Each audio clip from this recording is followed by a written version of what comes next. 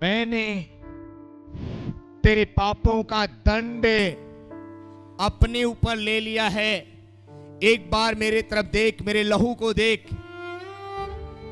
ये निष्कलंक लहू, निरपराध का लहू मेरे शरीर से गिर रहा है और तू नजर करके देख, फिर भी तू पाप किए जा रहा है। मेरे प्यारे भाई बहनों, उस समय मैं बाइबल पढ़ता रहता था, रोता रहा, मेरे आंसू कभी बंद नहीं होते थे। मैं जब भी बाइबल खोलता था, एक अध्याय भी पढ़ता था, वो सारी चीजें पढ़ने के बाद मेरे आंसू गिरते थे। मैंने कहा प्रभु, वास्तव में मैं महापापी मनुष्य हूं, मैं तेरे सामने खड़ा होने के लायक नहीं हूं। और अब तक मैंने तुझे जाना नहीं था। और शायद परमेश्वर आपकी बहुत बड़ी कृपा हुई, बहुत बड़ी दया हुई कि मेरे अंदर ऐसी बीमारी आ गई। मैं तो कहता हूं बीमारी नहीं थी, आपकी दया थी, आपकी बहुत बड़ी दया थी जो मुझ पे आपने कृपा किया कि ऐसी भयंकर बीमारी मुझे दे दिया। यदि वो बीमारी नहीं आती तो मैं आपको पहचान नहीं पाता, ना हम आप तक पहुंच पाते, जो कभी नहीं पहुंच पाते।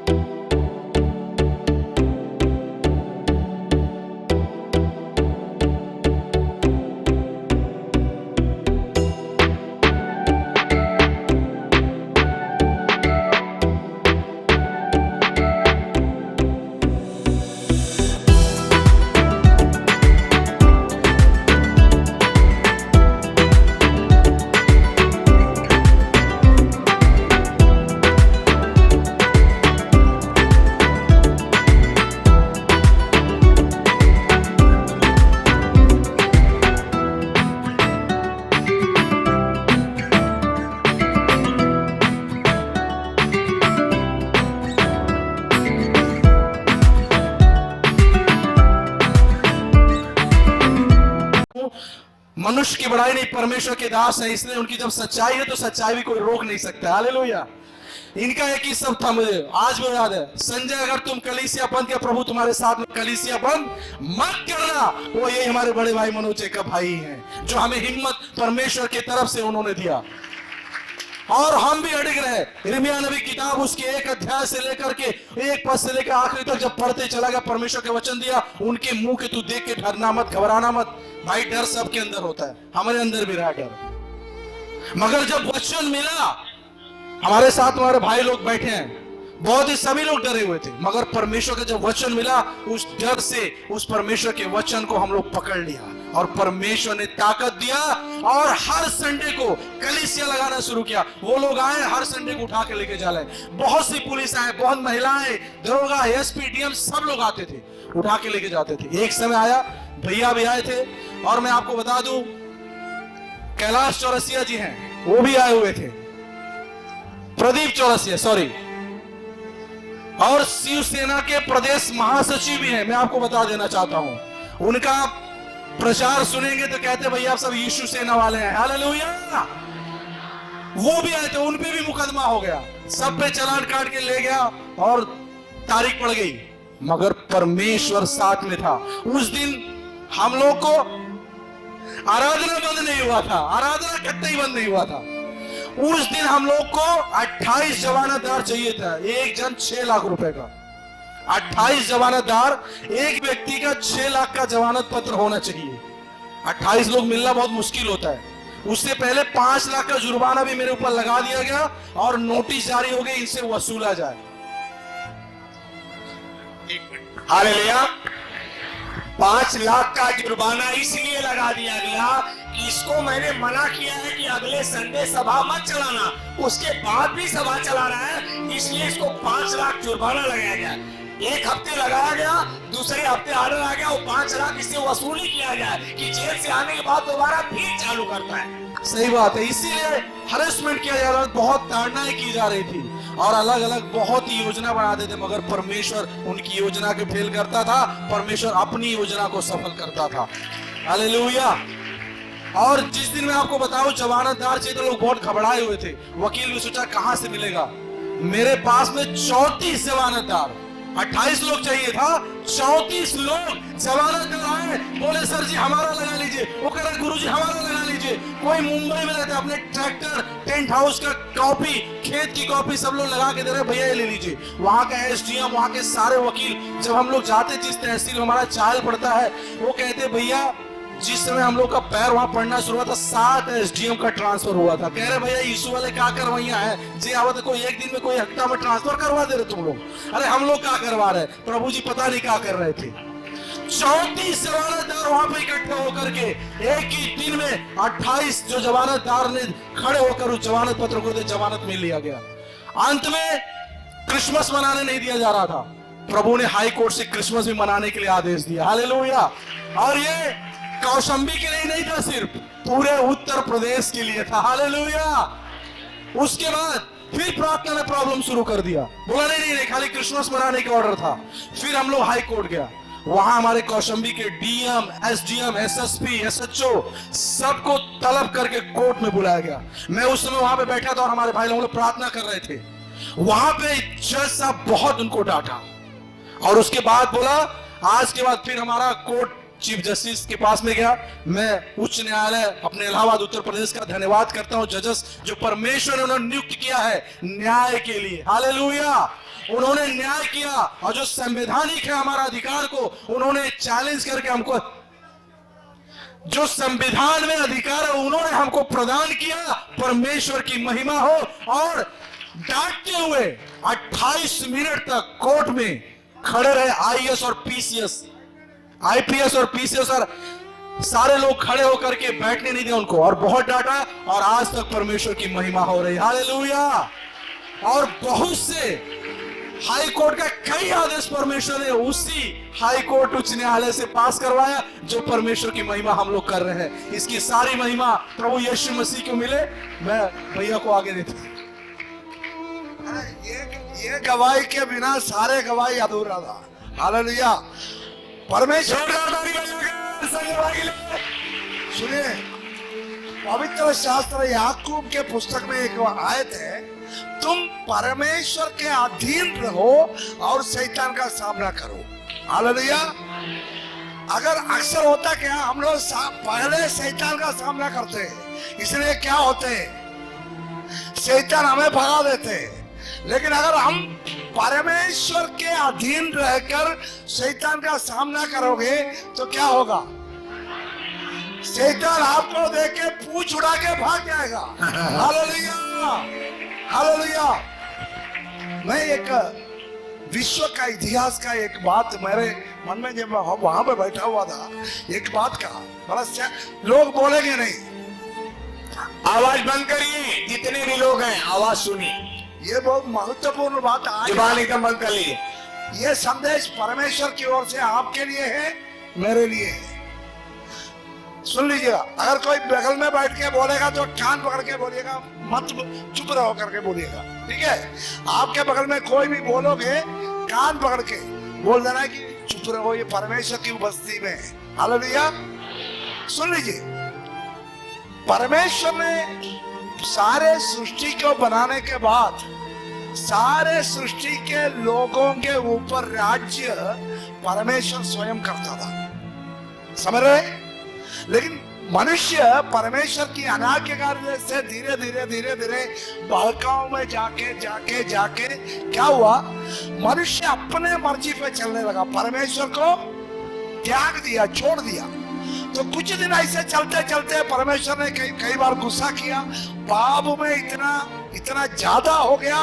परमेश्वर ने एक बार पानी की बाढ़ भेजकर पूरे जगत के सारे मानव जातियों को, 7 लोगों को छोड़कर बाकी सारे मानव जातियों का नाश कर दिया।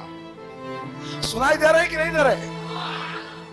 उसके बाद फिर प्रभु ने दया किया, अरे फिर नूहा ने आराधना किया, वेदी में परमेश्वर की जो अर्पण किया, उसके बाद पुनः प्रभु दया किया, ये 7 लोगों से फिर लोग बढ़ने लगा, उसी के वंशज हैं आज हम लोग सब। ये फिर बढ़ते बढ़ते बढ़ते बढ़ते क्या हो गया मालूम है, एक दिन ये लोग बोलने लगा, फिर ये लोगों का परमेश्वर कौन था? परमेश्वर ही था। हालेलुया। जिसने आकाश और पृथ्वी को बनाया वही परमेश्वर, इन्हीं लोगों का सबका परमेश्वर था। उसके बाद क्या हुआ, एक दिन इस्राएलियों को ऐसे लगा परमेश्वर के निज प्रदा, जैसे हम लोग आज प्रभु यीशु के भक्त लोग हैं। हालेलुया। परमेश्वर के अपने कौम को लगा जैसे अन्य जातियों में जादू टोना तंत्र मंत्र करते हैं, उनमें जो एक मनुष्यों में से एक राजा चुना जाता था। इन लोगों ने परमेश्वर से, उनके जो नबी है, जैसे आज हमारे बीच में एक नबी भेजा है प्रभु के दास, है ना, सुनिए सुनिए, ताली मत बजाइए फालतू, केवल सुनते रहिए। ये नबी से कहा, भैया अब हमको वो परमेश्वर नहीं चाहिए, हमको संसार में से एक परमेश्वर, हम में से एक योग्य व्यक्ति को चुन लो। परमेश्वर बहुत दुखी हो गया। हमारा जो खुदावंद जिसने हमको और आपको बनाया, हमको इतना, हमसे इतना प्रेम करते हैं, वो परमेश्वर बहुत दुखी हो गया। अरे मेरे लोग, मैंने बंधुआई में से इनको छुड़ा के ले आया, मैंने इनको मरुस्थल में खाना खिलाया, मैंने चट्टान से पानी दिया, मैंने इनकी हर जरूरत को पूरी किया, ये हमें छोड़कर एक मनुष्य को राजा बनाना चाहते हैं। परमेश्वर वो भी पूरा किया, मालूम है। उसके बाद क्या हुआ, मनुष्य फिर भी उस राजा से तृप्त नहीं हुआ, मनुष्य फिर भी पाप करते रहा करते रहा करते रहा करते रहा।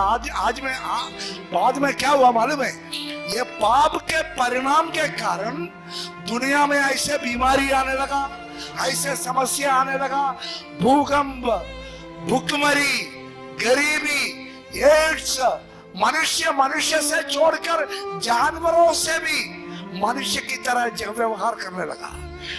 सारे सृष्टि का रूप एकदम बदल गया। तब परमेश्वर को सोचा, अब हम खुद पुनः एक बार राजा बनकर आएंगे। हालेलुया। तब परमेश्वर ने सोचा, अब इनमें से सबको तो मैं नाश नहीं करूंगा, क्योंकि एक बार मैंने नाश किया, अब मैं सबको नाश नहीं करूंगा, मैं इनको एक मौका दूंगा। अब मैं स्वयं, परमेश्वर स्वयं सोचा, हम स्वयं एक राजा बनकर इनके बीच में आएंगे, जो मुझे ग्रहण करेगा उसको मैं अपने साथ ले लूंगा, उनके ऊपर मैं राज्य करूंगा। हालेलुया। मैं आपको बता दूं, यीशु प्रभु को मानव जातियों के बीच में इसलिए भेजा, जो कोई भी उस यीशु पर विश्वास करे वो नाश ना हो परंतु अनंत जीवन पाए। अगर नाश करेगा तो पहले तो मुझे मार डालना चाहिए। मैं बता दूं, मैं पाप करने का आदी आदमी था, पाप में ही मुझे आनंद होता था। पवित्रता के बारे में प्रचार करते थे, फिर जाके पाप करता था। मैं प्रेम के बारे में प्रचार करता था, फिर जाके नफरत करता था। मैं बता दूं, मैं पाप के हाथी में जिया हुआ एक व्यक्ति था। लेकिन मैंने एक दिन, कुछ दिन पहले, कुछ महीना पहले, कुछ साल पहले, मैंने प्रभु के चरणों में जाकर कहा, प्रभु या मुझे पवित्र बनाओ या मुझे जिंदा आप ले लीजिए, मुझे अब जीने का इच्छा कोई नहीं है। पवित्र बनाओ या फिर आप हमें मार डालिए। मैं आपको बता दूं, आप इस परमेश्वर के संग संग चलोगे।